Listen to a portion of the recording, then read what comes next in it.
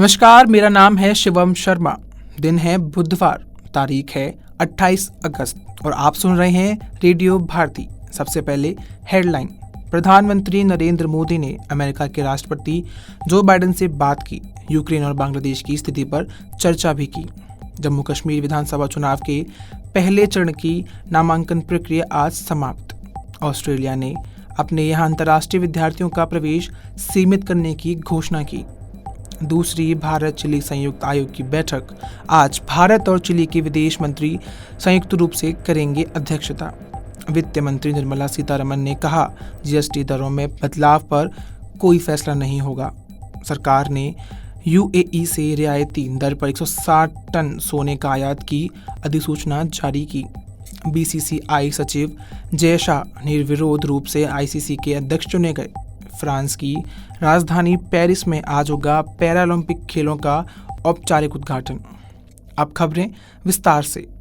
प्रधानमंत्री नरेंद्र मोदी ने कल अमेरिका के राष्ट्रपति जो बाइडेन से फोन पर यूक्रेन की स्थिति और क्षेत्रीय तथा वैश्विक मुद्दों पर चर्चा की।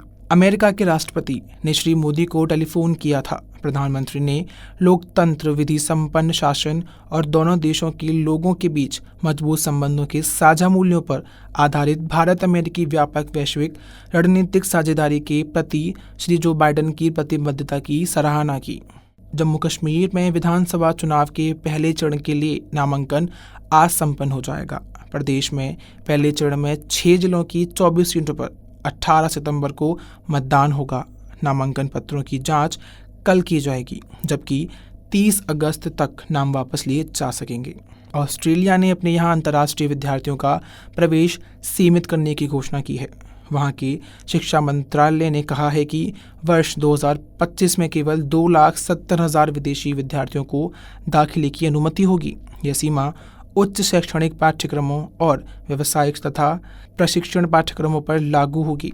ऑस्ट्रेलिया सरकार के इस फैसले का असर उच्च शिक्षा प्राप्त करने के लिए विदेश जाने वाले भारतीय विद्यार्थियों पर बहुत पड़ेगा। विदेश रूप से पंजाब में बड़ी संख्या में विद्यार्थी उच्च शिक्षा के लिए विदेश जाते हैं। चिली के विदेश मंत्री अल्बर्टो वेन क्लेवेरिन कल रात नई दिल्ली पहुंच गए हैं। विदेश मंत्री एस जयशंकर और क्लेवेरिन संयुक्त रूप से आज नई दिल्ली में दूसरी भारत चिली संयुक्त आयोग की बैठक की अध्यक्षता करेंगे। दोनों पर आए चिली के मंत्रीगण चिली भारत व्यापार कृषि शिखर सम्मेलन में भी भाग लेंगे।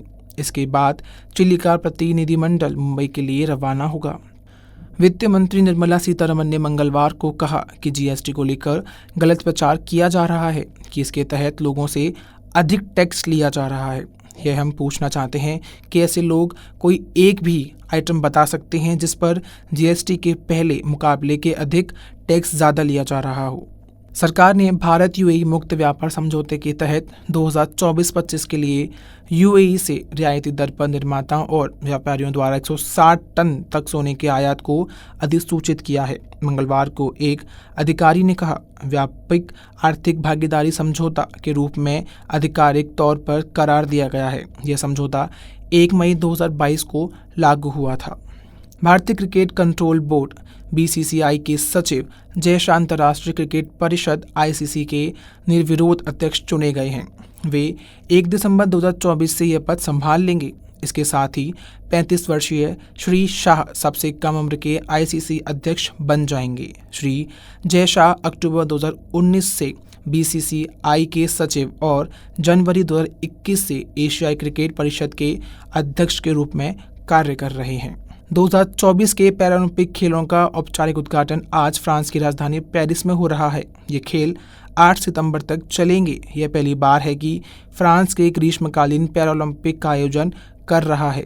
इससे पहले वहां 1992 में शीतकालीन पैरालंपिक का आयोजन शुरू हुआ था, जो टिग्नेस और अल्बर्ट विले में हुआ था।